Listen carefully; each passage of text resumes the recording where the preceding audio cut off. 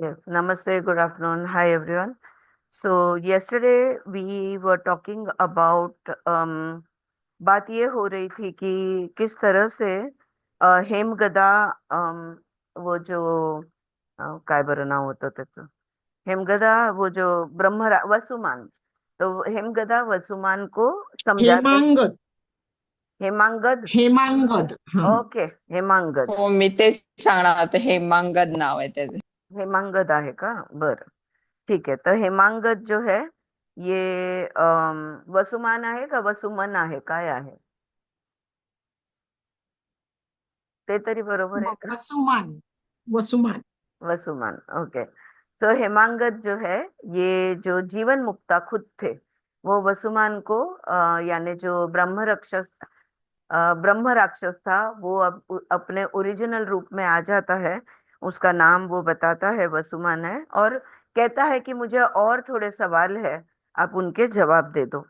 तो यहाँ पर पहला सवाल हमने हैंडल किया था, हमने पढ़ा था पहला सवाल के बारे में, जहाँ पे वो कहता है कि ज्ञानी और अज्ञानी उसी चीज को एक ही नजर से मतलब एक जो चीज है जैसे नीला आकाश है या जो नभ नीला है, ज्ञानी को भी नभ नीला ही दिखता है और अज्ञानी को नभ नीला दिखता है। फर्क किधर है? तो अज्ञानी नहीं जानता कि नभ नीला नहीं है, जबकि ज्ञानी जानता है कि ये नभ का रंग नीला नहीं है। आकाश तत्व जो है ये रंगहीन होता है, यानी बिना बेरंग होता है, ये रंग के बगैर का होता है। तो ये वो जानता है। और वो दूसरा तो जो अज्ञानी है उसको विपर्य ज्ञान हो जाता है, यानी दोरी की जगह सांप दिख जाता है। लेकिन जो ज्ञानी है वो कभी भी भूल नहीं उसकी उससे भूल नहीं होती। और एक बात उन्होंने जो लास्ट में कही, जो हमने परसों कल पढ़ी थी, वो ये था कि जो ज्ञानी है उसका प्रारब्ध वो जी रहा है और बाकी कोई कर्म का उसके ऊपर कोई कर्म के उसके ऊपर कोई परिणाम या असर नहीं होते, क्योंकि उसका चित्त जो है ये शुद्ध होता है। और इसलिए कर्म के इसके तो चाहे वो कोई भी काम कर ले, कोई भी प्रोफेशन में वर्क करता हो, लेकिन उसके ऊपर कभी भी कोई दोष नहीं, कर्म दोष नहीं होता। वो बस अपना प्रारब्ध खत्म कर रहा है। यहाँ पे हम रुके थे। अब आगे, having heard this, the Brahmin continues to ask, O Prince, how can there be any residue of past karma in a jnani? Does does not a jnani burn away all karma as fire does a heap of camphor? जैसे कापूर जल जाता है अग्नि में, पूरी तरह से गायब हो जाता है, तो क्या जिसका आत्म साक्षात्कार हुआ है उसके तो सारे पूर्व कर्म तो उसके समाप्त है। तो वो तो तो फिर कर्म कहाँ से आए? हाँ, तो प्रारब्ध कहाँ से आए, ये वो पूछ रहा है। हेमगत जवाब देता है, listen Brahman, there are three kinds of karma. अब वो कर्म समझाता है, तीन प्रकार के होते हैं। एक है प्रारब्ध, दूसरा है आगामी और तीसरा है संचित। सबके लिए ये तीन प्रकार के कर्म एक जैसे है, अलावा की ज्ञानी। ज्ञानी को संचित और आगामी कर्म उसके उससे कोई फर्क नहीं पड़ता, मतलब वो नहीं बनता ही नहीं, उसके लिए तो सिर्फ प्रारब्ध ही क्लियर करना है। और जब हमने कर्म के प्रकार सीखे थे, मैं आपको आपको भी याद होगा, हमने चार प्रकार के कर्म एक्चुअली सीखे थे। प्रारब्ध कर्म, आगामी कर्म, संचित कर्म और क्रियामान कर्म। हाँ, क्रियामान कर्म वो है, अभी प्यास लगी, अभी पानी पिया, प्यास बुझ गई, इसको कहते हैं क्रियामान कर्म, जो उधर के उधर ही कर्म करते ही उसका फल मिल जाता है। और प्रारब्ध कर्म जैसे कहा कि प्रारब्ध जो आज तक हमने किया है, अब भी जो हमारी जिंदगी है, वो प्रारब्ध कर्म यानी वो फल है। आज जो हम जी रहे हैं, आज जो भी हम हैं, ये हमारे प्रारब्ध है, यानी कि जो कर्म फलित हुए हैं। सो ये फलित कर्म हम अभी जी रहे हैं, इसका मतलब होता है प्रारब्ध कर्म। So actually what we are living, you know, they are the fruits और they are the effects of our past karmas. So we are living the effects of the past karmas. That is called as प्रारब्ध कर्म. अब जो आगामी कर्म है वो जो अभी हम कर रहे हैं, जो चॉइसेस हम अभी बना रहे हैं, जो भी कुछ हम अभी कर रहे हैं, वो आता है करंट कर्म, वो आता है आगामी कर्म में. आगामी कर्म कल उठ के त्याला लास्टला आगामीन इथं एन आहे, MIN. जान्हवी तुझ्याकडे काय आहे? नहीं नहीं आगामीच है. AGAMIN. नाही नाही आगामी नाही. कर्मच म्हणतात त्याला. इथे ना अपक्व, पक्व आणि हतोदित असं नाव दिलंय आणि खाली प्रारब्ध, संचित आणि क्रियामान तीनच जे आहे. आपलं आहे. हा. तीनच दिलेले तो, याच्यात पण तीनच दिलेले. हाँ. So if you Google Suchitra, you will find it is Agami, AGAMI. Okay. हाँ. ओके.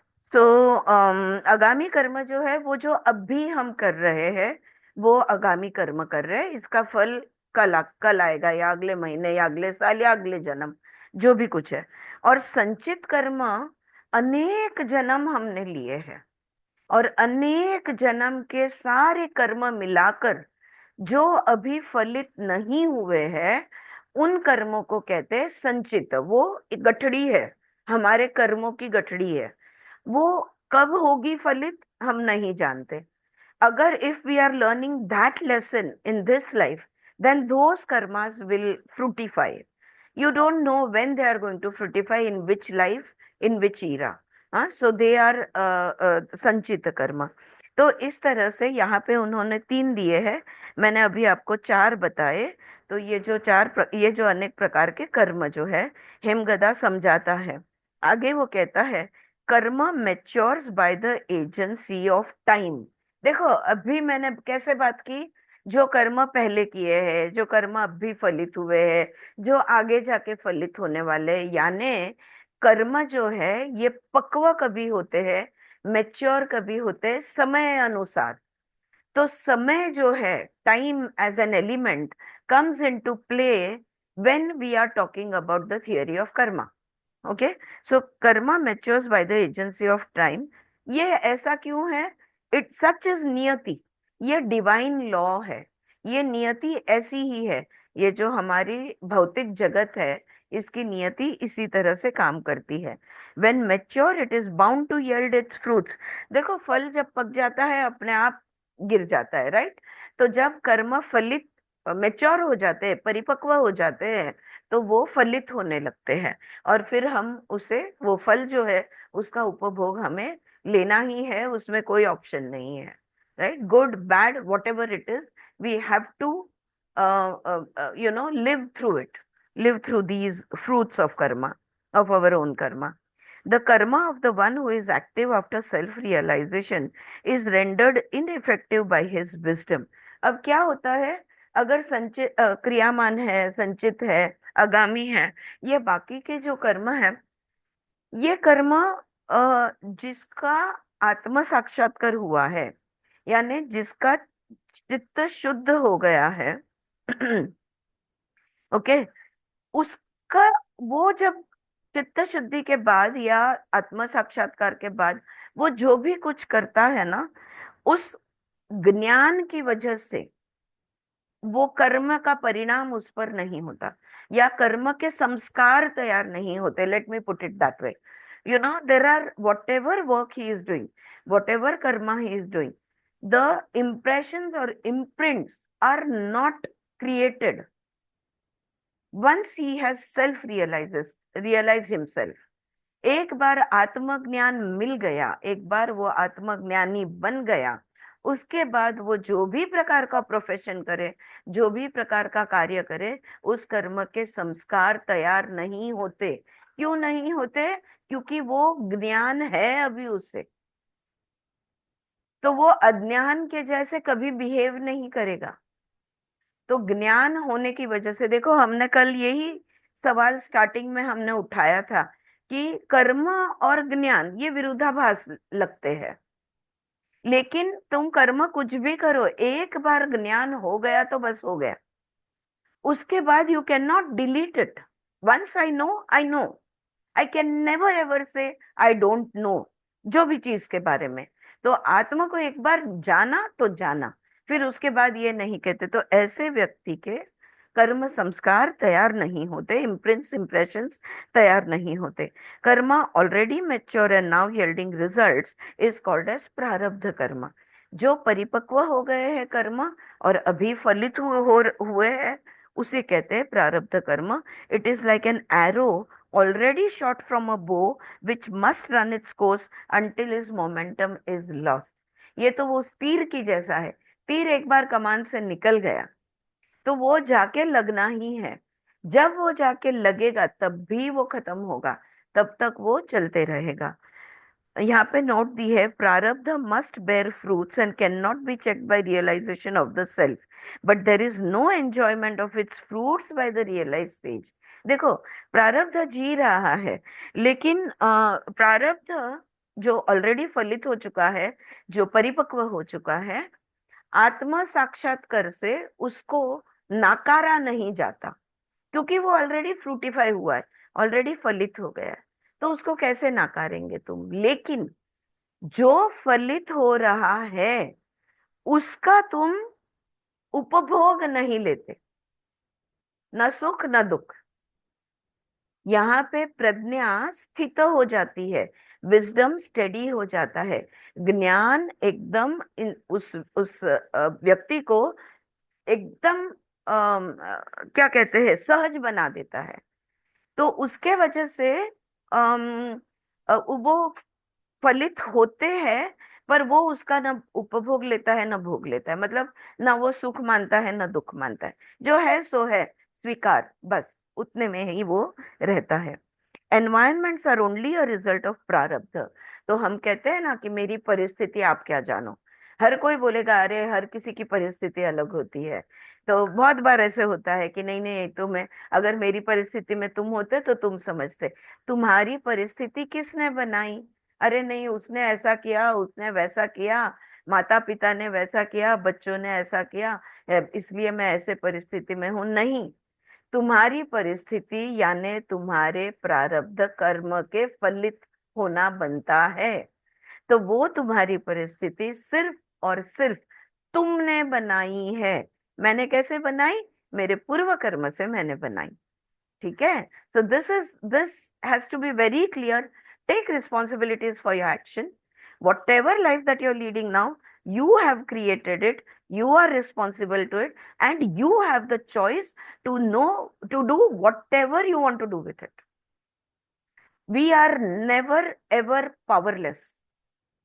मैं बेचारा क्या करूं? अरे कोई बेचारा नहीं होता। You always have a choice. हाँ, ये कुछ वाक्य को ये मैं कहूंगी ये सच में यथार्थ ज्ञान है कि दीज आर ट्रू स्टेटमेंट। हमेशा हमारे पास चॉइस होता है कि हमने क्या करना है। राइट? सो I'll say परिस्थिति और something. I'll yes, say something. Yes Smita, please do. Um, uh, Basically, ज्यांना हे समजतं त्यांना समजतं, ज्यांची वेळ नाही आली त्यांना समजत नाही, आणि मग त्यांना इतका त्रास होतो, इतका त्रास होतो, असं वाटतं की सगळी दुनिया आपल्याला छळतीये। त्यांना वाटतंय कोणी माझ्यावर जादू टोणा केला का, कोणी मला असं केलं का, somebody cursed me, somebody did this, somebody did that। It is so difficult, but they will improve only when it's their time।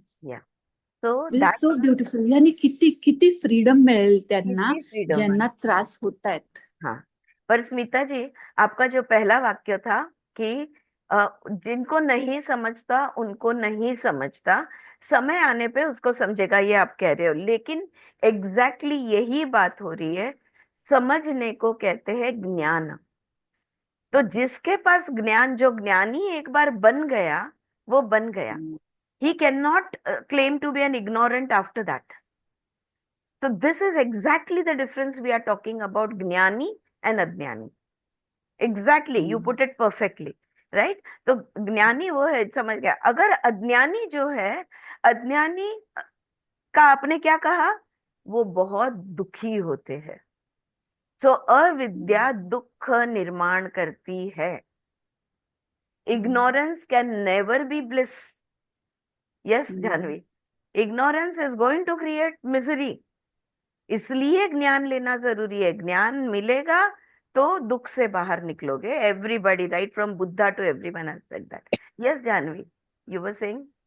काल आमचे एक नातेवाईक आहेत, हम्म त्यांच्या मुलाची 6 वर्षाची मुलगी थोडीशी आजारी असेल तर तिला ज्यूस पाजताना ठसका वगैरे लागला, लंग्स मध्ये गेलं ज्यूस आणि ती 1 तासात अरे गेली असं. हम्म आणि खूप चांगली होती, म्हणजे यश वगैरे सगळे हम्म तिच्याशी खेळलेले असं तसं. हम्म यशने माझ्याशी एवढी बहस केली त्या गोष्टीवरनं की असं झालंच कसं काय, ती हम्म एवढीशा मुलीने काय केलं.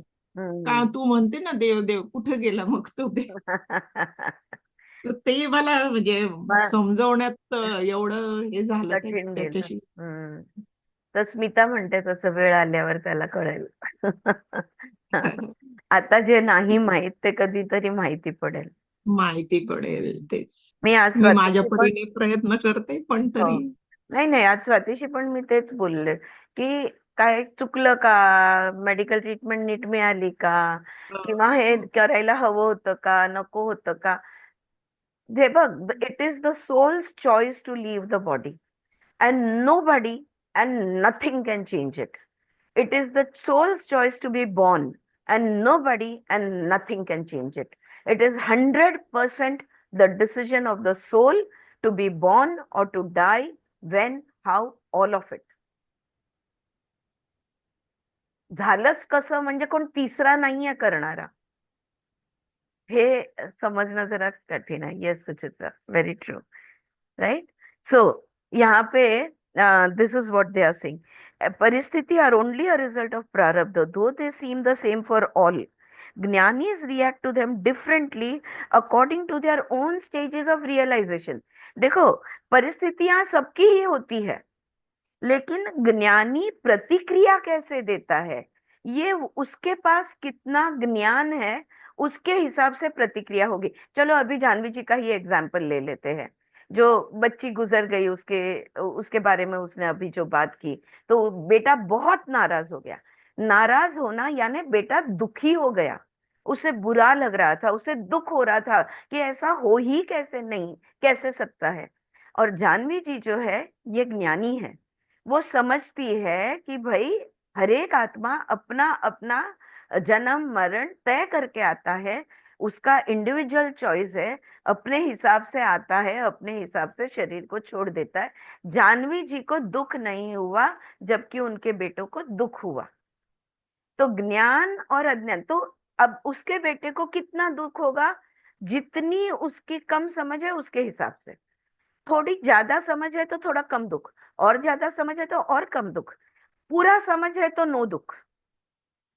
Okay, so here they are saying according to their own stages of realization. Pleasure and pain are apparent to the least among the sages, but do not leave any mark on them as they do not do on the ignorant. Pleasure and pain operate on the middle class of sages in the same way. However, they react only indistinctly to their surroundings, as a man in sleep does to a gentle breeze or to an insect creeping over him. देखो यहाँ पे ना, सुख दुख का जो श्रेष्ठ ज्ञानी है, इस पर कोई निशान नहीं होता।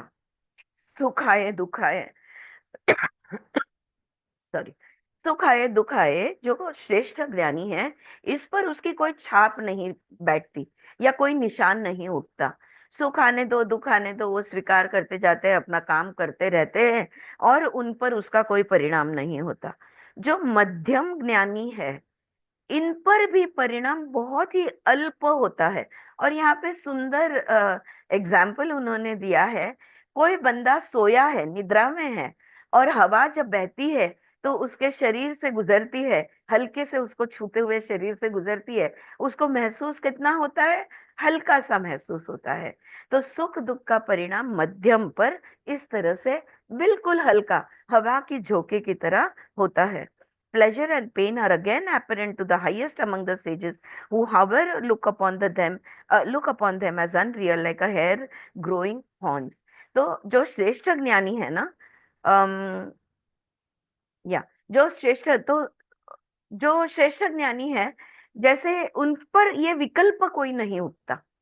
हाँ, तो उनके लिए सुख दुख ये तो चलते ही रहता है, इजी है। और जो कनिष्ठ ज्ञानी है उनको सबसे ज्यादा महसूस होता है। ओके, उनको सब, ये तीनों ज्ञानियों में मैं कह रही हूँ कि सबसे ज्यादा महसूस होता है। श्रेष्ठ को कोई फर्क नहीं पड़ता, मध्यम पे एक हल्का सा फर्क पड़ता है, और जो कनिष्ठ है उसको थोड़ा ज्यादा तकलीफ होती है। The ignorant anticipate pleasure and pain. अभी ये पॉइंट बहुत अच्छा लिया है 36 उन्होंने। The ignorant anticipate pleasure and pain before the enjoyment, recapitulate them after the enjoyment, and reflect on them so that they leave a very strong impression on the mind. अब ये कर्म के संस्कार हमारे चित्त पे कैसे उठते हैं? How do imprints and impressions get created on our consciousness? That is the basic question which is being answered over here. जो अज्ञानी है वो क्या करता है? सुख दुख का अंदाज पहले से लगाता है। ओके, कि हाँ ये मैं यहाँ जाऊंगा तो बहुत मजा आएगा, अरे वो होगा तो मुझे बहुत बुरा लगेगा। तो सुख दुख का एंटिसिपेशन, अंदाज वो पहले से लगाता है, मतलब उपभोग लेने से पहले लगाता है। और फिर बाद में recapitulate them after enjoyment and reflect on them. और बाद जब भोग लेना है तब वो भोग लेता है, और वो भोग लेने के बाद अरे कितना मजा आया, अरे कितना तकलीफ हुई, सुख हो या दुख हो, डिपेंडिंग ऑन दैट, बार बार उसे याद करता है। जब इस तरह से हमारी भावनाएं, देखो अब कितनी बार घटना, कितने बार हुई? एक बार। लेकिन वो घटना को, उस घटना को हमने महसूस कितने बार किया? कम से कम 10 15 20 बार। क्योंकि पहले से सोचा था, फिर हुआ, फिर से उस पर उसको बार बार बार बार दिमाग के अंदर दोहराया।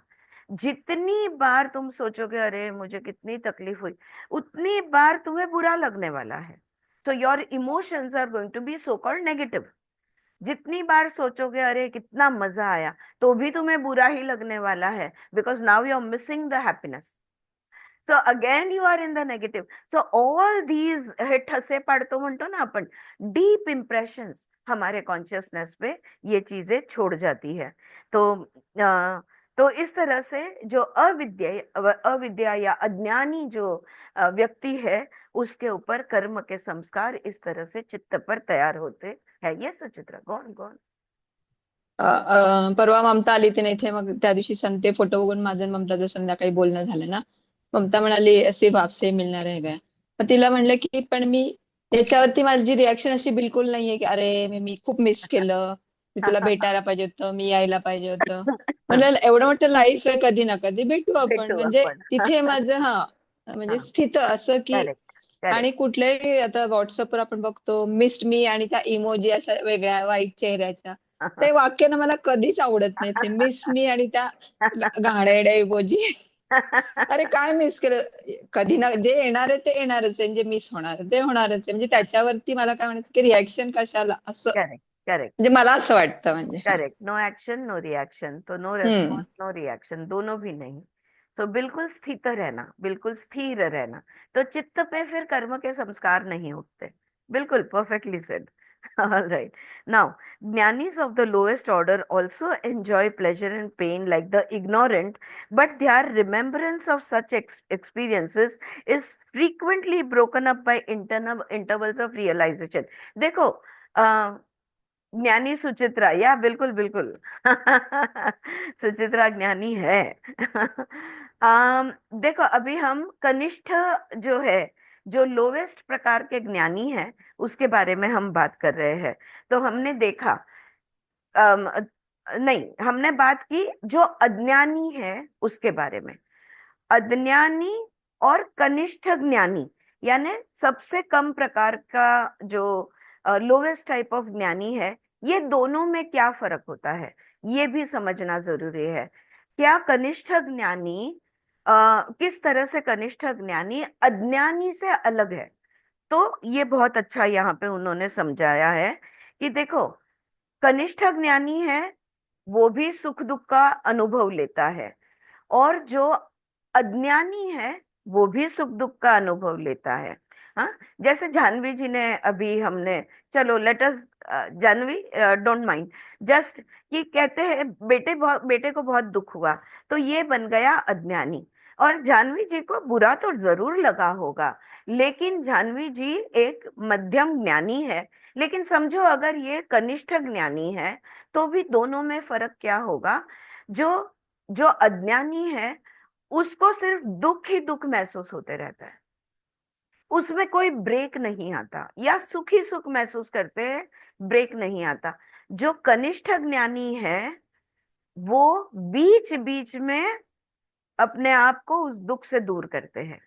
कैसे करते हैं? We all have our techniques, we all focus on the breath, और we just empty our minds, और वी मेडिटेशन कह लो, in a way we do meditation in between whatever we are doing. तो ये जो बीच बीच में हम break लेते हैं, वो दुख को दोहराते नहीं। अगर हम सजग है, कनिष्ठ ज्ञानी भी सजग है, तो जब भी उसको याद आता है, याद आने लगता है, उसके विचार आने लगता है, तुरंत वो रोक देता है, बोलता है नहीं, जो हो गया, और स्थिर हो जाता है। तो ये बार बार जो कनिष्ठ ज्ञानी है वो करते रहता है। ठीक है, so the experiences are frequently broken up by intervals of realisation, thus worldly experience do not leave an impression on their minds. और इसलिए ये जो भौतिक जगत के जो संस्कार है, ये उनके मन पर उठते नहीं। Alright, Giani's of the middle class, accustomed to control their minds by long continued austerities, keep their minds in check even while experiencing pleasure and pain, and thus their response to the world is indistinct as that of a man in sleep to a gentle breeze playing on him or an ant creeping upon the body. अब यहाँ पे हम ले लेते हैं सुचित्रा जी को, उन्होंने जो अनुभव, जो मध्यम ज्ञानी है, जिनको अपने मन को काबू में रखना आता है, जो तप से, साधना से अपने मन को बिल्कुल अपने काबू में रखते हैं, अम उनके ऊपर कर्म संस्कार कैसे उठते हैं, या कर्म का जो परिणाम है वो कैसे आता है?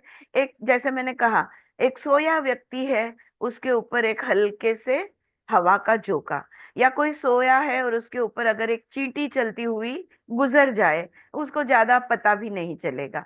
सो मध्यम ज्ञानी जो होता है, ये ज्यादा सुख दुख के झूले में झूलता नहीं। हम्म? बहुत ही अल्प उसके ऊपर परिणाम, अगदीच जवळचं कोणतरी आहे, अगदीच, तर त्याच्या मनावर त्याचा परिणाम येतो, नाही तर नाही। Right, so this is what. और इस तरह से उन्होंने ये मध्यम ज्ञानी और कनिष्ठ ज्ञानी की काफी फर्क दिखाया, जो हमने पहले भी पढ़े हुए हैं। So I will move on to this point, page 233 पे। The highest jnani makes no difference between samadhi and worldly transaction. देखो, जो उत्तम प्रकार का ज्ञानी है, जो आत्म साक्षात्कारी है, उसके लिए अगर मेडिटेशन में बैठा है, मन खाली है, आंखें स्थिर है, सब कुछ सांसें रुकी हुई है, वो बिल्कुल डीप मेडिटेशन में है, दुनियादारी भी वो उसी तरह से करता है। उसका कार्य जो है, उसका कर्म जो है, वो भी समाधि अवस्था में होता है। समाधि का समाधि, सम आधि, आधि का मतलब होता है बुद्धि। जिसकी बुद्धि सम है, बैलेंस्ड है, इक्वानिमिटी में है, उसको कहते हैं वो समाधि में है। इसकी बुद्धि इतनी स्थिर रहती है, जो श्रेष्ठ ज्ञानी है, कि बिल्कुल एक भी उसके ऊपर किसी भी कर्म का एक भी संस्कार उसके ऊपर चित्त पर नहीं उभरता।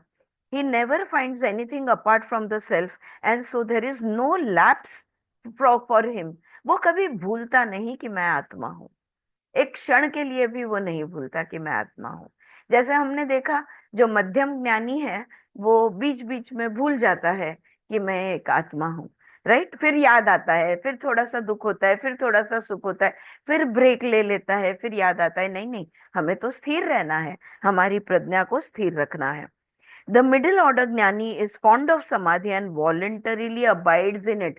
मध्यम ज्ञानी है, ये रेगुलर मेडिटेटर्स होते हैं। जैसे शांति जी उस दिन कह रही थी, अब मैंने तय किया है आधा घंटा मैं प्राणायाम, अगर मैं योगा टीचर हूँ और मैं दूसरों को एडवाइस देती हूँ, तो जो भी मैं दूसरों को कहती हूँ वो मैंने खुद ने करना है। तो कम से कम आधा घंटे का प्राणायाम का प्रैक्टिस रोज मेरी होनी ही चाहिए। तो ये जो है, way was I, the middle order jnani is fond of samadhi and voluntarily abides in it.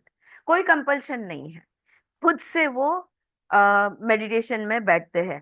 There is accordingly a lapse however slight when he is engaged in worldly affairs or even in the maintenance of the body. लेकिन फिर क्या होता है कि कुछ व्यवहार करने चले जाते हैं, या संसार है, व्यवहार तो लोगों के बीच होते ही रहते हैं, तो तभी कुछ समय के लिए वो भूल जाते हैं कि मैं आत्मा हूँ। या तो अपने शरीर को, शरीर का जो धारण करना है, इसमें कभी कभी खुद को शरीर के साथ, ये शरीर यानी मैं हूँ, ये कभी कभी वो समझ लेते हैं। तो थोड़ा सा अल्प तरीके का लेकिन लैप्स होता है, यानी वो भूलते हैं। On the other hand, the jnani of the highest order involuntarily and naturally abides in samadhi. देखो, मध्यम ज्ञानी जो है, ये प्रयत्न पूर्वक, स्व इच्छा से, पर प्रयत्न पूर्वक समाधि में बैठता है या रहने की कोशिश करता है। लेकिन जो उत्तम ज्ञानी है, ये सहज समाधि में होते ही है, उनको कोई प्रयत्न नहीं करना पड़ता। हाँ, और उनको कोई ऐसा वॉलंटरीली नहीं, इनवॉलंटरी, ऑटोमेटिक उनका होते रहता है। And any lapse is impossible for him under any circumstances. और कोई भी परिस्थिति में वो घसरते नहीं, उनसे भूल होती नहीं, वो भूलते नहीं, गलती से भी भूलते नहीं। जितने कन्विक्शन से मैं जानती हूं कि मैं आरती हूँ, या जितने कन्विक्शन से मैं जानती हूँ कि मैं औरत हूँ, मुझे खुद को याद दिलाने की जरूरत नहीं है कि मैं एक औरत हूँ। उतने ही कन्विक्शन से जो उत्तम ज्ञानी है, वो जानता है कि वो आत्मा है और कुछ नहीं।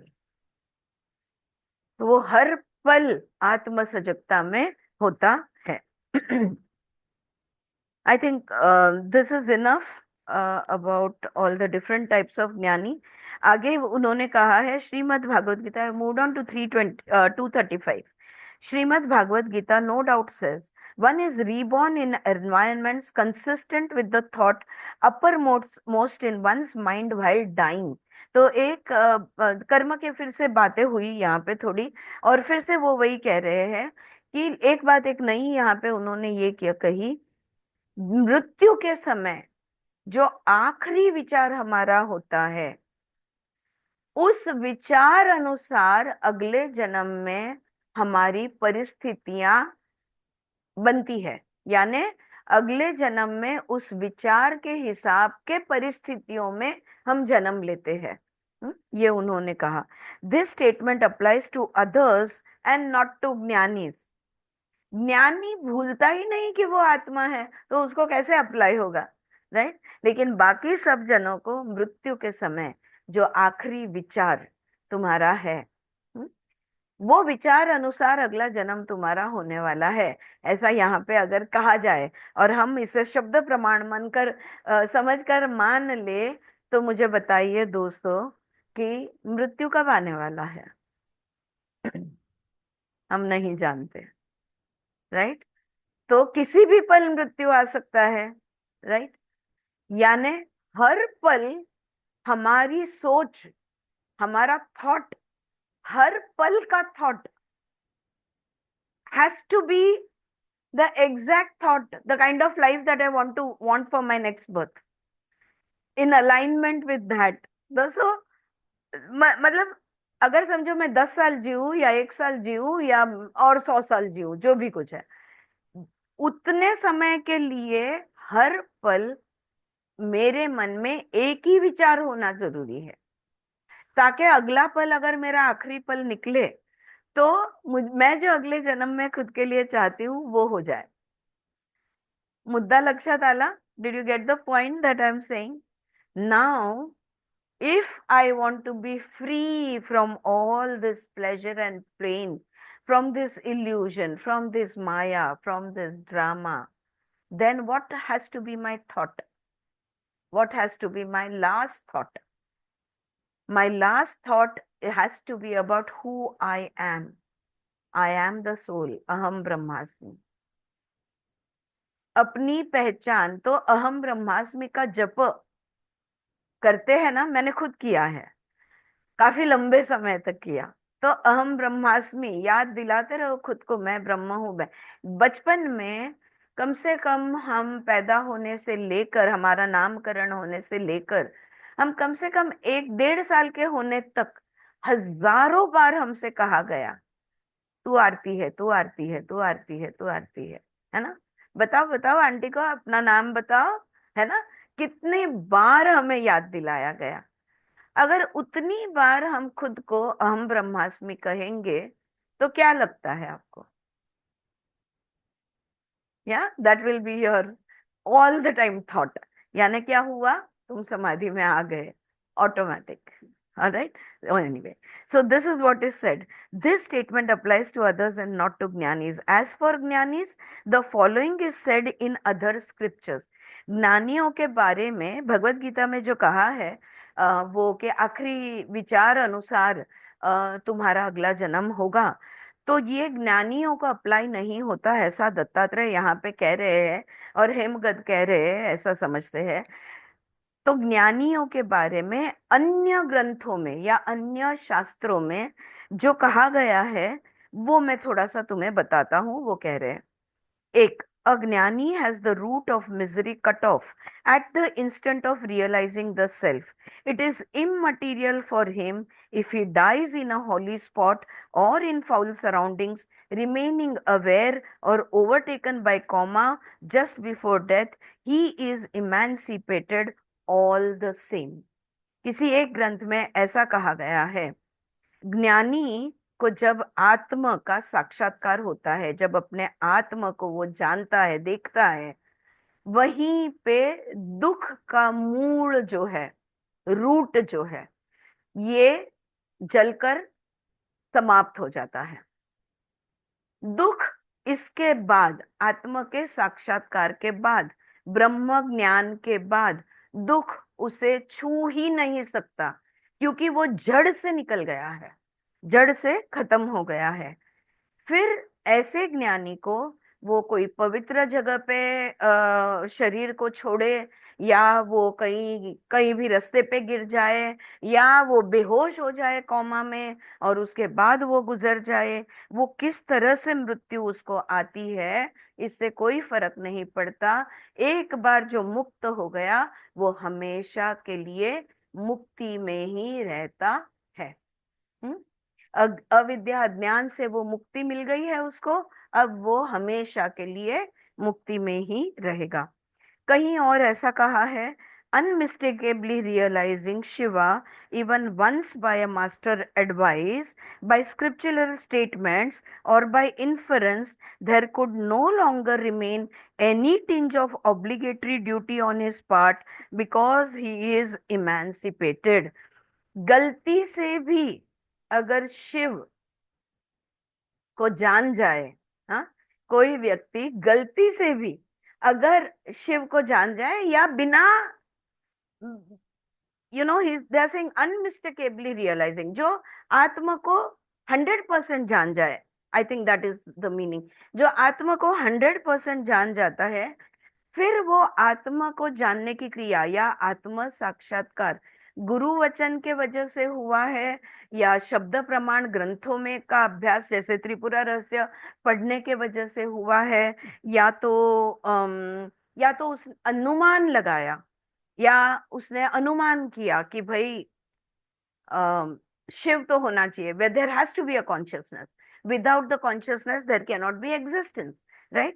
अगर ये भी उसने अंदाज लगा लिया तो अब he does not owe anybody anything। अब उसको कोई कर्तव्य नहीं करना है, वो मुक्त है।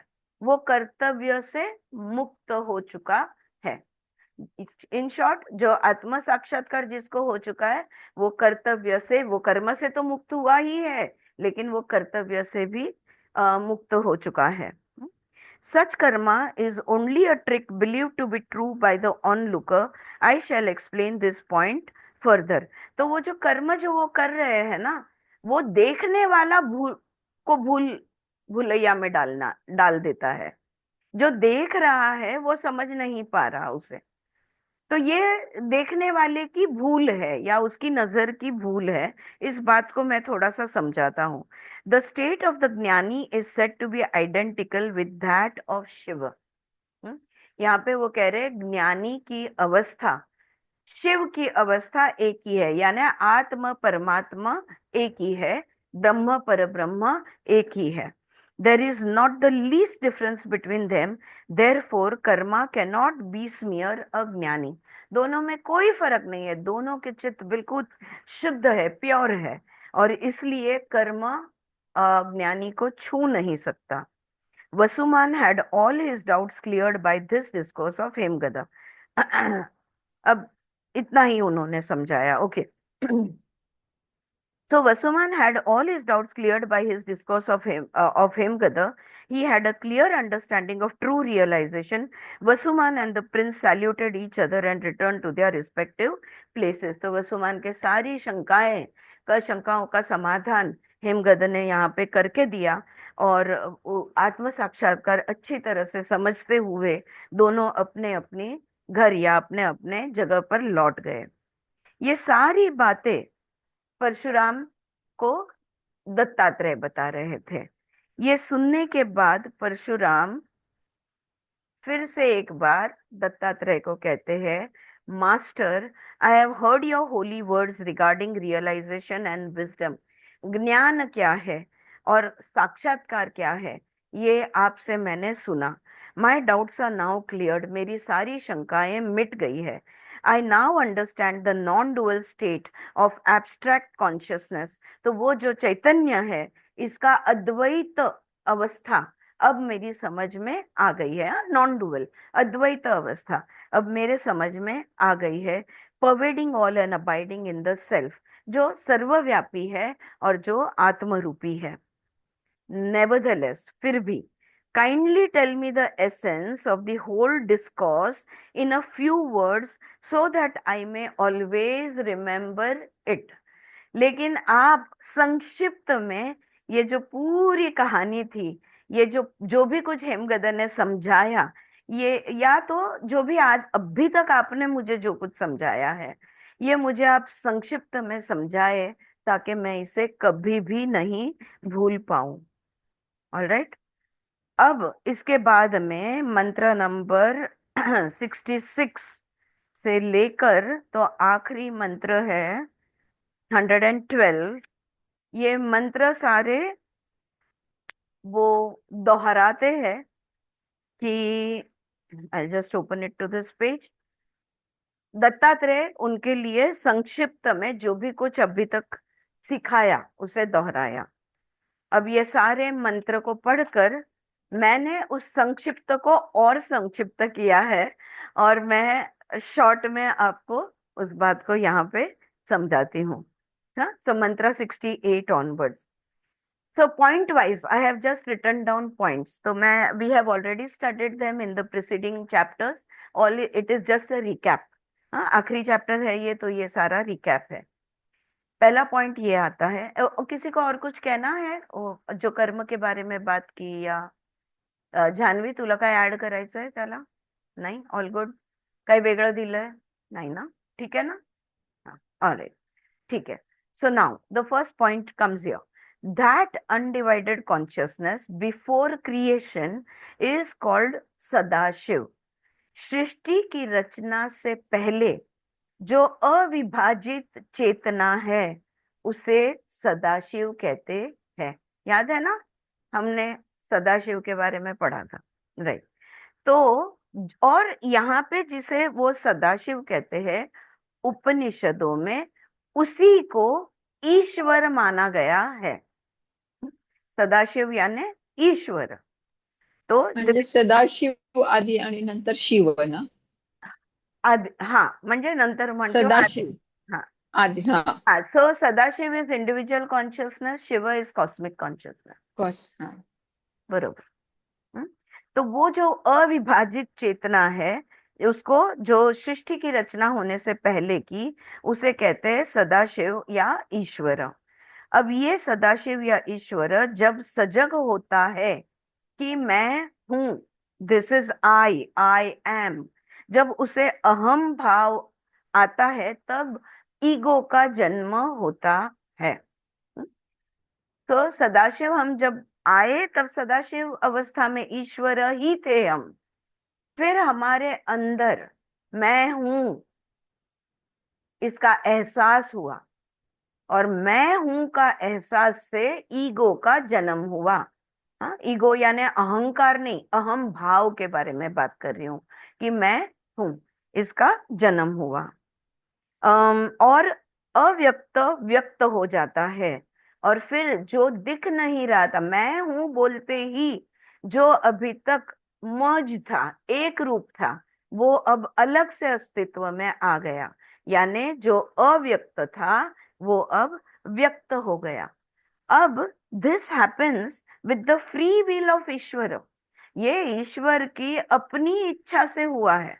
हाँ, यहाँ पे कोई जोर जबरदस्ती नहीं है, और यहाँ पे कोई मतलब सिस्टम में डाला है, ऐसा भी नहीं है। तो ये शिव अपनी स्व इच्छा से, ईश्वर ये अपनी स्व इच्छा से जो अव्यक्त था उसे व्यक्त कर हो, वो व्यक्त हो जाता है। अब ये जो ईश्वर है, Ishwar divides himself into three aspects. ये ईश्वर अपने आप को तीन रूप में ढालता है, और वो तीन रूप है ब्रह्मा, विष्णु और रुद्र।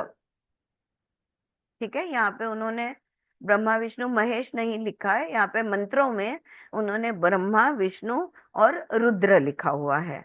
ये तीन रूप में ईश्वर अपने आप को ढालता है। अब जब ये तीन रूप निर्माण होते हैं, तो इनके साथ इनके गुण भी तैयार होते हैं। तो ये तीन जो है ये त्रिगुणात्मक है।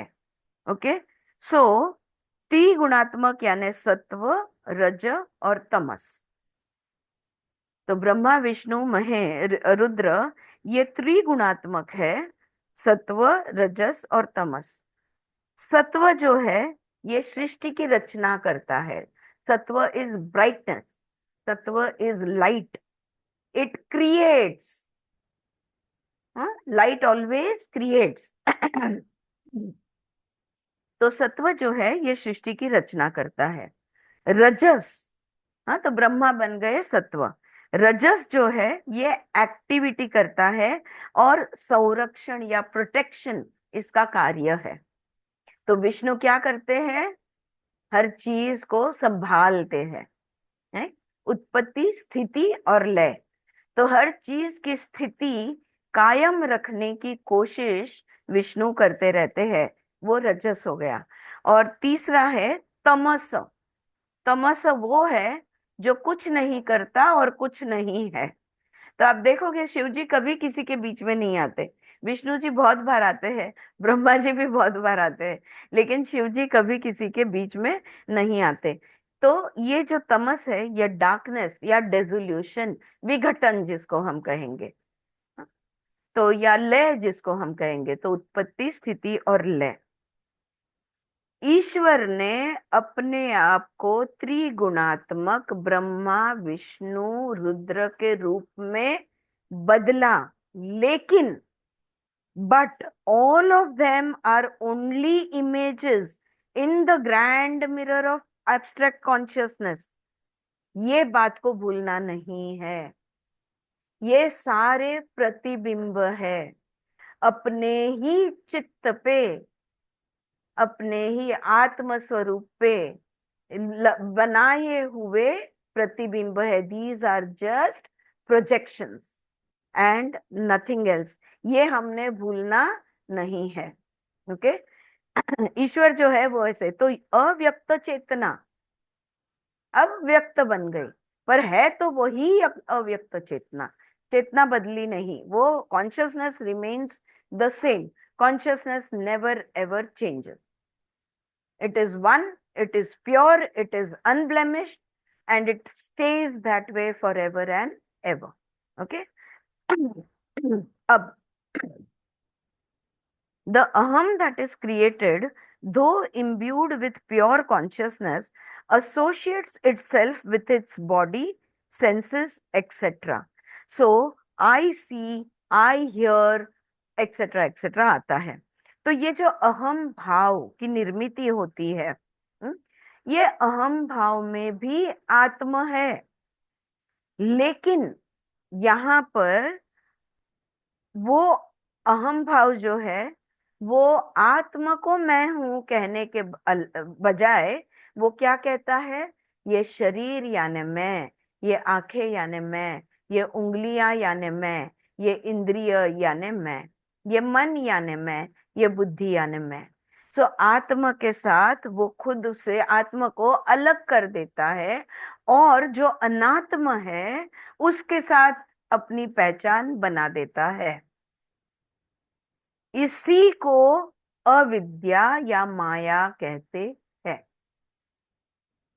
Okay, so what is avidya और what is maya? Both are one and the same. Delusions है, illusions है, not knowing है। तो ये this is because आत्मा के साथ अपनी पहचान बनाने के बदले वो अनात्म यानी शरीर, इंद्रिय, इन चीजों के साथ अपनी पहचान बनाता है। But Sadashiv, Ishwar, Atman within does not identify with any of it. ये जो ईगो है वो कहता है कि ये शरीर यानी मैं हूं। आत्मा कभी नहीं कहता। आत्मा अपनी शुद्ध रूप में हमारे अंदर है ही है, वेदाग, सहज, उन्मनी अवस्था में वो स्थित है हमारे अंदर। वो कभी किसी से अपनी पहचान दिखाता नहीं, क्योंकि वो खुद अद्वैत है, तो वो द्वैत के साथ जुड़ेगा ही नहीं। It remains free, untouched by the maya. वो मुक्त ही रहता है, माया का इस पर कोई परिणाम नहीं होता। दृष्टा भाव में वो रहता है। ही जस्ट रिमेन्स एन ऑब्जर्वर। हाँ, जो हम योग में कहते हैं कि दृष्टा बनो, तो ये दृष्टा भाव में आत्मा रहता है। It remains free from vrittis, thought constructs, being indeed the substratum of all, Aadhaar on the white screen on which the play of Maya is projected। तो हमारी जो आत्मा है ये मुक्त है, ये माया इसे छू नहीं पाती, वृत्तियां भी इसे छू नहीं पाती, यानी हमारे दिल मन के विचार जो है ये भी उसे छू नहीं पाती। लेकिन ये जो आत्मा है ये फिर क्या क्या रोल है इसका? हाँ, ये क्यों है? ये वो आधार है। आत्मा के आधार पर, आत्मा के वजह से शरीर है, मन है, इंद्रिय है, सब कुछ है, जिंदगी है, नजरिया है, दुनिया है, अंदर है, बाहर है, सब कुछ है, क्योंकि आत्मा है। आत्मा न होता तो कुछ भी नहीं होता। आत्मा खुद किसी भी चीज से जुड़ता नहीं, वो हर पल मुक्त रहता है। आत्मा यानी वो सफेद पर्दा है जिस पर पिक्चर का प्रोजेक्शन हो रहा है। So our soul is that white curtain on which the drama of life is being played, which is a illusion in itself, which is a Maya. ठीक है? Now the three gunas create the mind which gets involved with the external world, and thus the drama or the play begins। तो जो त्रिगुण है, ये त्रिगुणा हमारे अंदर त्रिगुण हर लेवल पे कार्यरत हो जाते हैं। मन त्रिगुणात्मक है, हर पेशी त्रिगुणात्मक है, शरीर त्रिगुणात्मक है, विचार त्रिगुणात्मक है, भावनाएं त्रिगुणात्मक है। सृष्टि में आहार त्रिगुणात्मक है, विहार त्रिगुणात्मक है, आचार त्रिगुणात्मक है, विचार त्रिगुणात्मक है। हर एक चीज हमारी सृष्टि में त्रिगुणात्मक है। तो ये जो त्रिगुणात्मक है, ये क्या तैयार करता है? ये मन को निर्माण करता है। त्रिगुणा त्रिगुणास क्रिएट द माइंड। और मन जो है वो हमेशा आउटवर्ड्स फ्लोइंग है। हाँ, मन की विचारों को रोकना यानी नदी की दिशा को पलटना। और आप सोच सकते हो नदी की दिशा को पलटना कितना मुश्किल है, पानी को उल्टा बहाना कितना मुश्किल है, राइट? क्योंकि उसका सहज कार्य क्या है? बाहर की तरफ फ्लो होना। So once the mind is created by the three gunas, the mind starts getting involved in the external world। वो बाहरी दुनिया में उलझने लगता है। अ, और ड्रामा, फिर जिंदगी का ड्रामा शुरू हो जाता है। The real and the natural state of the Atman is bliss. अब अगला मुद्दा वो कहते हैं कि आत्मन का सहज भाव और सत्य भाव यानी सतभाव, या तो सच्चित आनंद हम कहते हैं ना, उसका सहज भाव आनंद का है। And so every one naturally, देखो ये पॉइंट मुझे बहुत अच्छा लगा। I will just read the whole line properly। The real and natural state of the Atman is bliss, and so everyone naturally likes himself or herself, okay? And so one loves one's body, one's mind, etc., which entangles him firmly into Maya। है ना ममता? Nice perspective. सो आत्मा का सहज भाव, हमारा अहम ब्रह्मास्मि, मैं आत्मा हूं, तो मेरा सहज भाव है परम आनंद। इसलिए हर व्यक्ति खुद को चाहता है, वो अपने शरीर को चाहता है, वो अपने मन को चाहता है, वो अपने आप को बिल्कुल बेहद प्यार करता है। और क्योंकि वो शरीर के प्रेम में है, मन के प्रेम में है, वो और संसार में उलझते जाता है।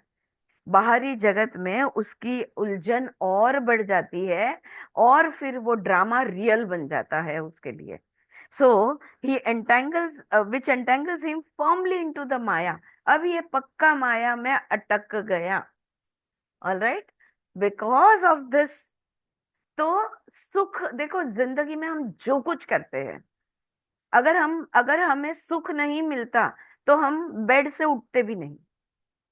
हम लाइफ में जो भी करते हैं, पैसा कमाते हैं, कामकाज करते हैं, लोगों के लिए कार्य करते हैं, आप जो बोलो वो सब कुछ सुख की प्राप्ति के लिए करते हैं, सही है कि नहीं? So that we feel pleasure, right? लेकिन ये सारे सुख जो है, ये क्षणिक सुख है, ये मायावी सुख है। परम सुख कहाँ है? Where is eternal bliss? वो तो आत्मा के पास है। तो बाहर से निकलकर अंदर जाना होगा। Alright, so that point comes here again. Alright, now if, लेकिन अगर देखो, वो खुद में माया में और उलझते जाता है। क्यों? क्योंकि वो खुद से प्यार करता है, इसलिए माया में और उलझ जाता है। लेकिन if one breaks away from the grip of maya, like a heavy load removed from one's head, the mind dissolves in the self or the atman। लेकिन अगर माया से छूट गए हम, अगर हम ये सारा खेल जो है, ये सारा भ्रम जो है, इस भ्रम के बाहर निकल जाएंगे, तो हमारा मन पिघल कर आत्मा के साथ एक रूप हो जाएगा। माया से निकल गए तो मन को काम ही नहीं है। The existence of the mind is no more needed. So it will dissolve into the Atman, into the self, right? So the mind dissolves into the self Atman, and जब वो मन जब आत्मा के साथ, आत्मा में पिघल जाता है, आत्मा के साथ एक रूप हो जाता है, पता है क्या होता है? परम आनंद का अनुभव। वहां पे और कुछ है ही नहीं, वहां पे आत्मा के पास एक ही चीज है, परम आनंद। सो When the mind dissolves in the self of the Atman, one experiences bliss. What is bliss? Objectless joy. किसी वजह से बेवजह आनंद, असीमित आनंद, अनंत आनंद, थोड़ा थोड़ा इंस्टॉलमेंट्स में नहीं, टुकड़ों टुकड़ों में नहीं, कंटिन्यूस एहसास होने वाला परम आनंद. This happens in sleep state too. अभी देखो, ये परम आनंद का अनुभव हमें सुषुप्ति अवस्था में यानी निद्रा में भी होता है, बट इज रिमेम्बर्ड आफ्टरवर्ड्स. लेकिन वो हमें जब हम जग जाते हैं तब वो हमें याद आता है. क्या मस्त, आज मैं इतना अच्छा सोई. कितने खुश होते हैं हम कि हमें इतनी अच्छी नींद मिली. नींद में क्या हुआ? कुछ नहीं. कुछ किया नहीं, स्वप्न देखा नहीं, कुछ भी नहीं, मैं बेहोश थी. जब हम यानी मेरा मन कार्य में नहीं था. जब मन कार्य रहित होता है वो आत्मा के पास चला जाता है. शरीर अभी जिंदा है, इसलिए कुछ समय के बाद वो आत्मा से उठकर फिर से शरीर में आता है. आत्मा भी शरीर में ही है, लेकिन you are getting what I am saying, right? शरीर के साथ फिर जुड़ जाता है. फिर उठने के बाद हम कहते हैं अरे वाह, मेरी कितनी अच्छी नींद हुई. वो सुख कहाँ से आया? क्योंकि हमारा मन आत्मा के पास गया था, वो सुख वो लेकर शरीर पे में वापस आ गया. And that is how we experience joy of having a good sleep. Because we have been the closest possible to our Atman, whose nature is pure bliss, pure joy. And we bring some of that joy back with us. Is this clear? हाँ, कि निद्रा के बाद हमें सुख का अनुभव क्यों? Same with meditation, yes, Shanti. But there is a difference, Shanti, between the joy of meditation and the joy of sleep. There is a big difference. One is unawareness and the other is fully aware. In meditation, you are fully aware, while in sleep, you are totally unaware.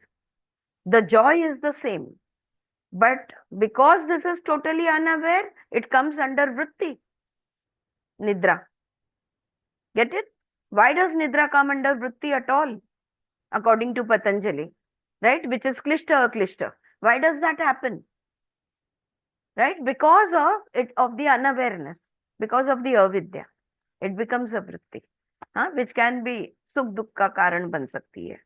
Right? All right. Now, yeah, so over here they are saying this happens in sleep state too, but is remembered afterwards. In either case, it is consciousness that manifests as bliss, knowingly or unknowingly. So now, Shanti, what you just said, चाहे जानो या ना जानो, awareness हो या ना हो, लेकिन चित्त में ही यह आनंद महसूस होता है.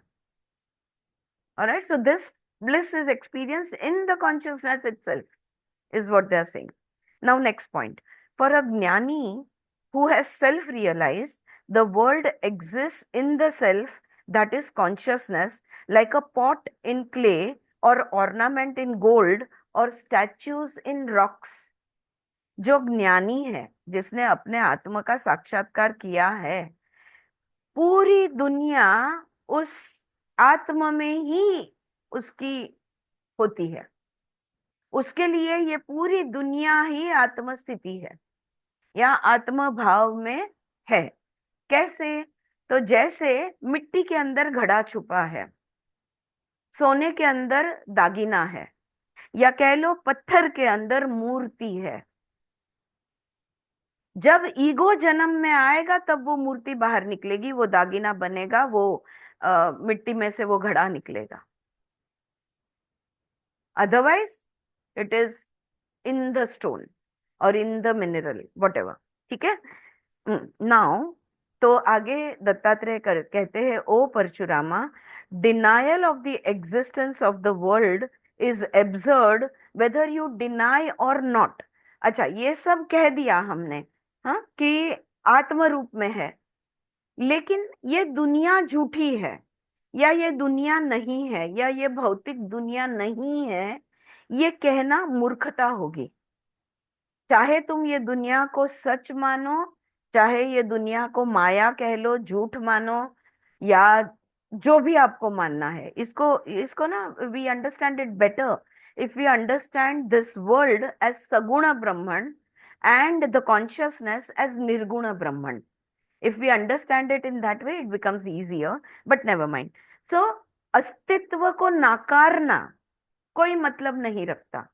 तुम अस्तित्व को नाकारो या मत नाकारो, इससे कोई फर्क पड़ता नहीं, क्योंकि चाहे तुम मानो उसे या न मानो, अस्तित्व, it is the intelligence, chetna, which is denying और एक्सेप्टिंग.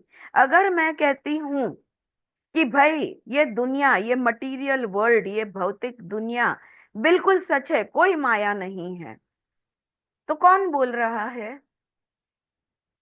मेरे अंदर का कॉन्शियसनेस, मेरा चित्त बोल रहा है. मेरे अंदर का कॉन्शियसनेस बोल रहा है, चित्त बोल रहा है, ब्रह्म बोल रहा है, बोल कहोगे तो भी चलेगा. और अगर कोई कहे कि नहीं नहीं ये पूरी दुनिया माया है, ये कुछ अस्तित्व, ये एक प्रोजेक्शन है, ये है ही नहीं, बस हमें भ्रम हो रहा है, वो भी कहाँ से बोल रहा है? वो भी तो कॉन्शियसनेस में से ही बोल रहा है. सो अल्टीमेटली दुनिया हो ना हो, एक सत्य जरूर है कि कॉन्शियसनेस है. दोनों कह रहे हैं मैं जानता हूं, दोनों का मैं एक है. एक कह रहा है मैं जानता हूं ये दुनिया झूठी है, दूसरा कह रहा है मैं जानता हूं ये दुनिया सच्ची है.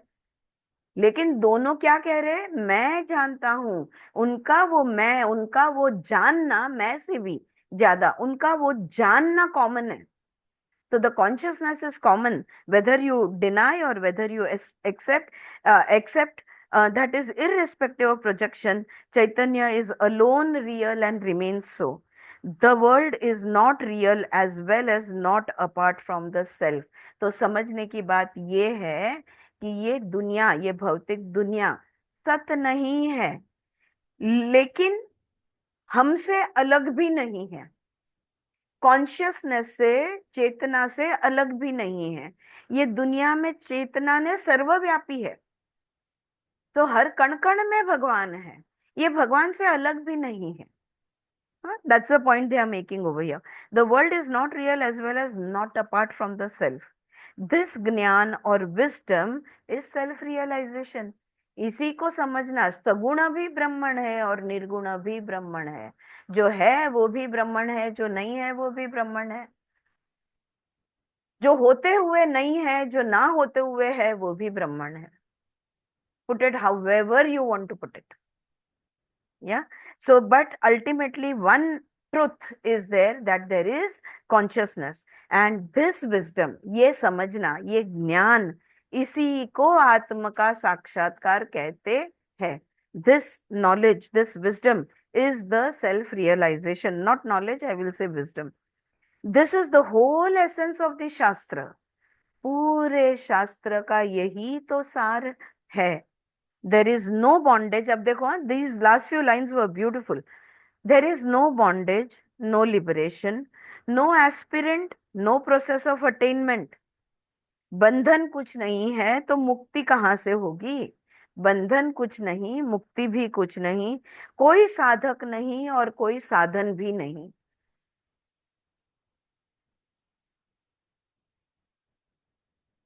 Did you get that? What was just said? मुक्ति भी नहीं, बंधन भी नहीं, मुक्ति भी नहीं, साधक भी नहीं और साधन भी नहीं, कुछ भी नहीं है. The parashakti, paratattva alone exist in the three states of being. तो ये जो त्रिपुरा है, जागृत, स्वप्न, सुषुप्ति, इसमें सिर्फ और सिर्फ परातत्व या पराशक्ति जिसको हम कहेंगे, त्रिपुरा देवी कह लो, माया देवी कह लो, हर अवस्था में वही है, वही है, वही है. अद्वैत, yeah. She alone exists in the three states of being. She is Ekam, she is सत, वो एक ही है. वो सत है। शी इज अविद्या, शी इज ज्ञान। अविद्या भी वही है और विद्या भी वही है, ज्ञान भी वही है। She is bonded, she is liberation. बंधन भी वही है और मुक्ति भी वही है। दिस इज त्रिपुरा रहस्य। यही तो त्रिपुरा का रहस्य है। For all those who have heard this ज्ञान खंड, how can the delusion Maya born of अविद्या not be destroyed? ऐसी ये अज्ञान खंड, त्रिपुरा रहस्य के ज्ञान खंड का ज्ञान जो भी सुनता है, उसके अंदर की अविद्या कैसे नष्ट नहीं होगी? She is the one consciousness threading the three states, but untainted and unbroken by them.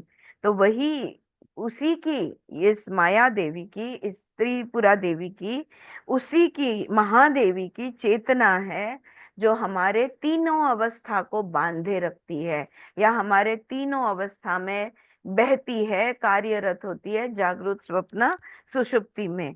और तीनों अवस्था में कार्यरत होते हुए भी कोई अवस्था उसे छू नहीं पाती, यानी वो बेदाग है, अनछुई है, और वो टूटती भी नहीं। उसमें कोई ब्रेक नहीं है, कंटिन्यूस फ्लो इसी का, कॉन्शियसनेस का, हमारे तीनों अवस्था में होता है। She is the sound, last mantra में वो कहते हैं, she is the sound word. नाद भी वही है, शब्द भी वही है, and signified by the mystic syllable Hrim, HRIM। अगर उसका प्रतीक हम देखेंगे, जैसे पुरुष तत्व का प्रतीक ओम है, तो स्त्री तत्व का प्रतीक है rim, HRIM। Thus ends the concluding chapter of the most sacred इतिहास त्रिपुरा रहस्य। यहाँ पे ये चैप्टर खत्म हुआ और हमारा त्रिपुरा रहस्य का ज्ञान खंड भी खत्म हुआ।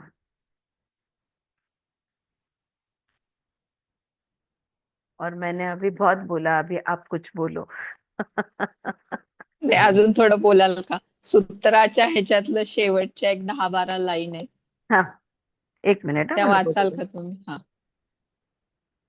इन वेदांतिक ट्रेडिशन पासून. इन वेदांतिक ट्रेडिशन, पेज नंबर काय आहे? नाही, सगळ्यात लास्ट, सूत्र संपल्यानंतर सगळं ओके ओके। कन्क्लुजन। हा, अच्छा, ये जो संविद ने ये जो किताब छापी है, मतलब जो ट्रांसलेशन छापी है, यहाँ पे जो उन्होंने लिखा है वो सुचित्रा जी कह रही है, लास्ट पेज मुझे पढ़ने के लिए। इन वेदांतिक ट्रेडिशन, अ स्टेडीली सेल्फ अवेयर सदगुरु imparts knowledge about the inner perception which would enable the disciple to share the same state, the same beatitude. The disciple should be eager and bursting to know and have unqualified faith in the guru's guidance। देखो, जो गुरु, जो आत्म साक्षात्कारी है, वो अब वेद का जो ट्रेडिशनला काय म्हणणार आपण, जो वेद रीत होती है ना, रीत रिवाज, परंपरा। परंपरा, परंपरा, वैदिक परंपरा में जो सदगुरु होता है, जो स्व को जानता है, जो आत्मा साक्षात्कारी है, उसे ही सिर्फ सदगुरु कहा जाता है। आत्म साक्षात्कारी सदगुरु अपने अंदर को अच्छी तरह से पहचानता है और उस अवस्था का ज्ञान, उस सुंदर अवस्था का ज्ञान वो अपने शिष्य को देने की पूरी कोशिश करता है। लेकिन इसके लिए शिष्य भी जो है वो उत्साहित होना चाहिए, उसको तीव्र इच्छा होनी चाहिए और गुरु में पूर्ण विश्वास होना जरूरी है। He finds expression, we find expression of this unbroken tradition of Guru disciple in योग Vashishtha, Shri Bhagavad Gita and in this sacred work। तो ये देखो, हाँ सही कहा है उन्होंने यहाँ पे। अगर आप देखोगे योग वशिष्ठ और भगवद गीता और इवन अभी जो त्रिपुरा रहस्य हमने पढ़ी, जाने दो, ज्यादातर सारे उपनिषद ये गुरु शिष्य संवाद के रूप में लिखे हुए हैं।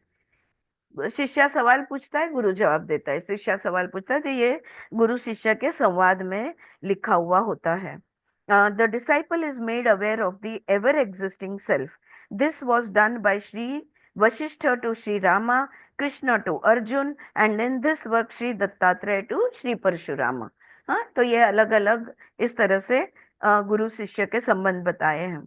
Dattatreya takes Parshurama step by step from ignorance, born of identification with the body, to Sahaja Samadhi, chiefly through 4 stories and some parable.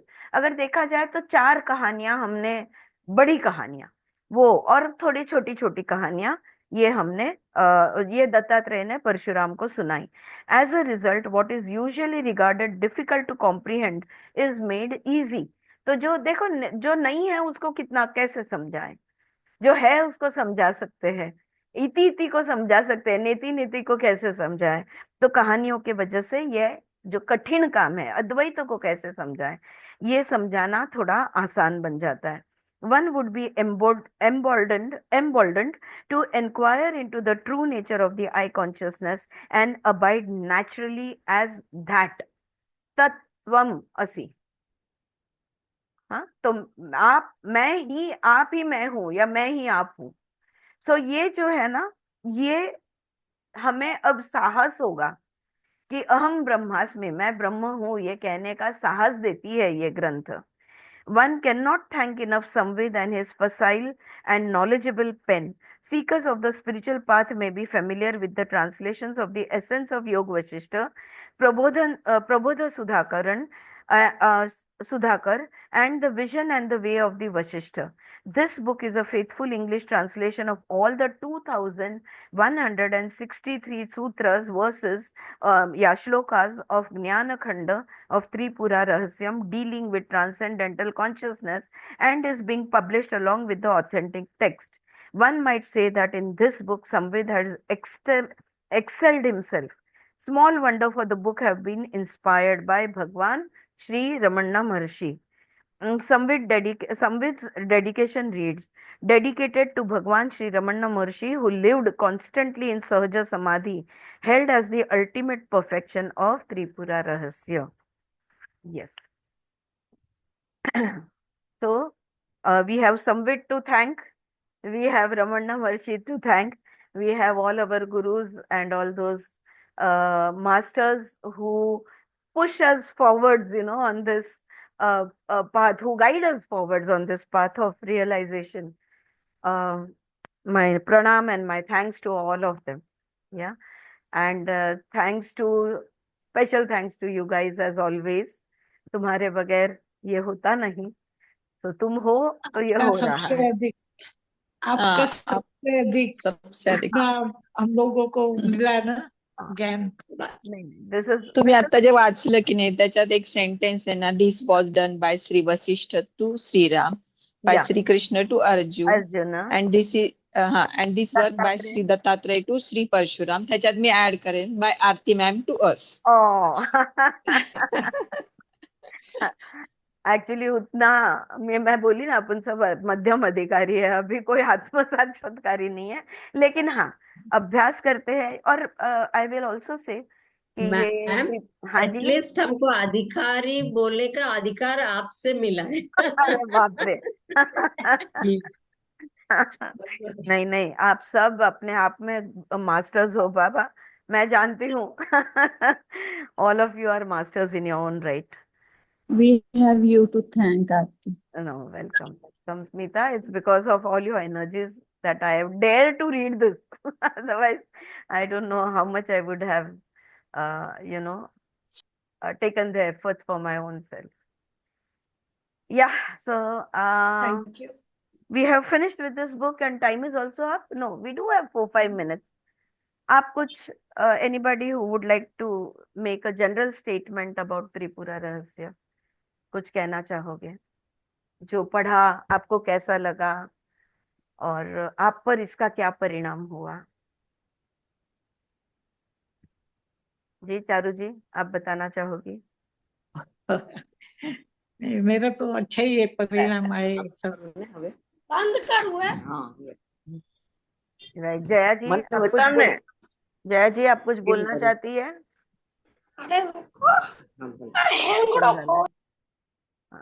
All right.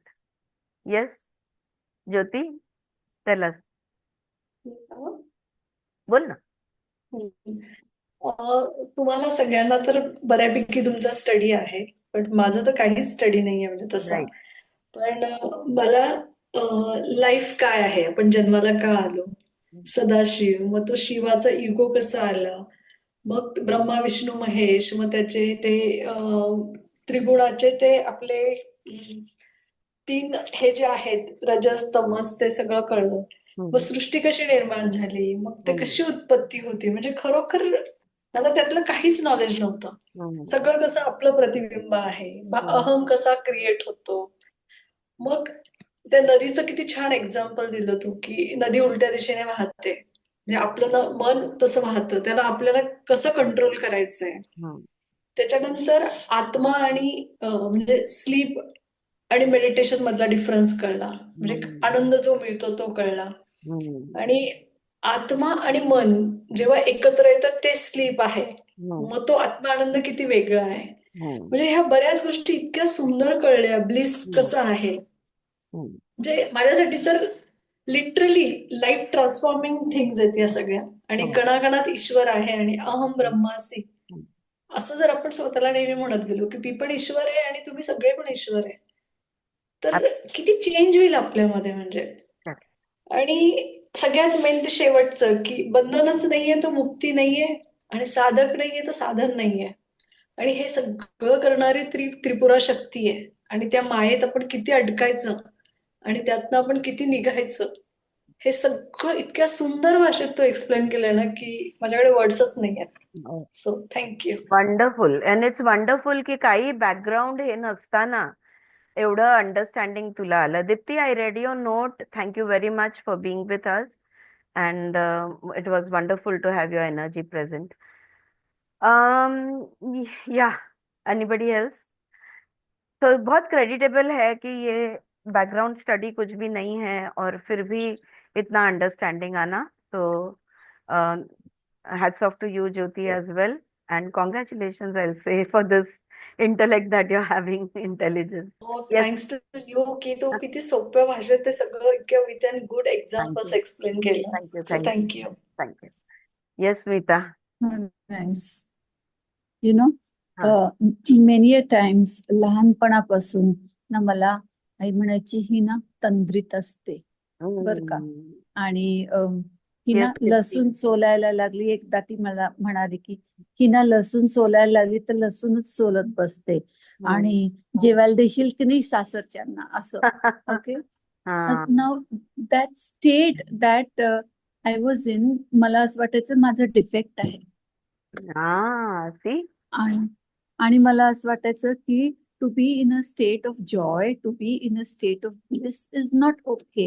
One day, when my sister came and she said, "Ki, why are you so happy? What makes you so happy? तुझा नवरा 6 वर्ष झाले तीच scooter चालवतोय. There is no progress in your life, and what the hell makes you happy?" You know, तिने मला shake up केलं. Okay, and but now you know I'm feeling nice. And खूपदा मी जेव्हा when I go with cousins or people, you know, आधी मी खूप जोकरगिरी करायची, काय काय करायची. There's been a lot of changes and transformation, and now I don't want to do all of those things. Okay, so for that dunya, it is that, you know, she has changed. But for me, I am with them, but I'm in that state of bliss or joy, which is very, you know, peace giving to me. And now I understand, after you guiding us to read this and understand this, that it's okay to be who I am. Wonderful, wonderful. Thank you. Namaskar to you, Sachi. That's so wonderful to realize that you were already in Sahaja Samadhi, and the world kept pulling you out of it. You were born in a Sahaja Samadhi, a very evolved soul, Smita. Because the world is in ignorance. The world is in ignorance. And Smita is Jnani. Knowledge. Yes. Yeah. Yeah, same with Jyoti. बेला एक क्योंकि minute, वो हाँ, इधर प्रारब्ध आने से दो। इतना ज्ञान लेके आई है, इसलिए हाँ, उनको अभी इजीली करेक्ट, ये इजीली, ज्ञान समझ में हाँ। आता है। हाँ, क्योंकि वो नहीं तो ये सब बातें डिप्लोमा का पढ़ने के बाद में भी ज्ञान अपने को बढ़ता नहीं है। मतलब टाइम लगता है बढ़ने को। yes, but of course there yoga has शिक्षक to be, झाल्यावर पण नहीं, there has to be prarabdha. Without prarabdha, yes yes yes. Sanchita and prarabdha at work. पुस्तक सुरू केलं ते त्रिपुरा रहस्य, म्हटलं हे रहस्य नक्की काय असणार आहे? का आणि बरं? जसं ते उलगडत गेलं आपल्याला सगळं माहित आहे हे आहे. सगळं, पण ते अजून जास्त चित्रपट. स्वतःला हम्म. हा पण जास्त बेलाला काहीतरी लागलं बोलायचे. खरं. हो. बेलाला. या बेला, एक सेकंड ना, just Janvi, last, even in Bhagavad Gita and the 12th chapter you have the secret path. The 12th chapter गुढ आहे ना, गुढ गीतेचं. हो हो हो. मग so there is always, so it's रहस्य तो होता ही है. तेच अजून ते जास्त रहस्य आपल्याला तेव्हा मोकळं आपण होत किती गेलं किंवा एक्सायटेड जास्त होतो ना, तो Yes, 12th चॅप्टरच्या वेळी आपण किती एक्सायटेड होतो ना, की excited काय होते. गुड आपल्याला, हा, काय किती गुण काय असेल. रहस्य. Yes, बेला, गो अहेड, बोलिए, आप क्या बोलना चाहती है? अब मैं जॉइंट हुई हूँ तब से लेके मैं every day mind soul and heart, इसके बीच में हमेशा कंफ्यूजन करती थी. मुझे ऐसा लगता था कि माइंड से फाइट करूं, हार्ट से फाइट करूं, या सोल को पूछूं क्वेश्चन. पर ये रहस्य का सुन के आई अंडरस्टूड कि soul is everything, mind heart is nothing, all illusion. You have to just be as yourself. और मैं इससे बहुत अच्छा सीखी हूँ. Very good. And I'm reacting to those things, Aarti.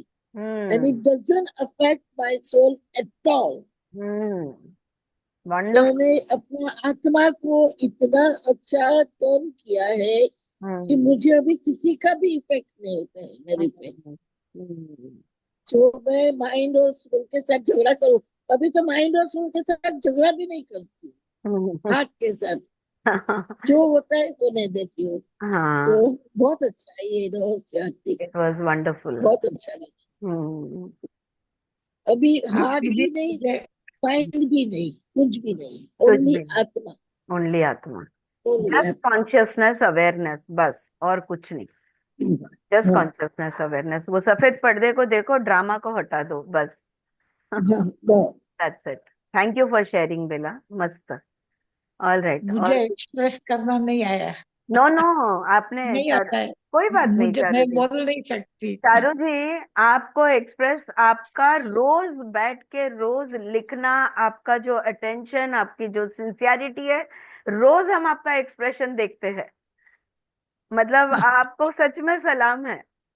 नहीं बोलना मुझे नहीं जमता है कोई बात नहीं. बोलने के लिए. नहीं, आपको चारू जी, आपकी एनर्जी ही आपका एक्सप्रेशन है. Right right. हाँ. सिंसियरली नोट्स निकालना, रियली बहुत एकदम मानना पड़ेगा उनको. वो किताब चालू अभ्यास. करने से पहले मुझे किताब का फोटो भेजो, लिंक भेजो, वो छपवा के लाएगी या खरीद लेगी. And she will be all set and ready in the first class itself. Charu ji, आपकी ने कहा वैसे, आपकी एनर्जी ही आपका एक्सप्रेशन है, और हम सबका प्रणाम आपको है. और आपका आशीर्वाद हम सब पे रखना. जी स्मिता.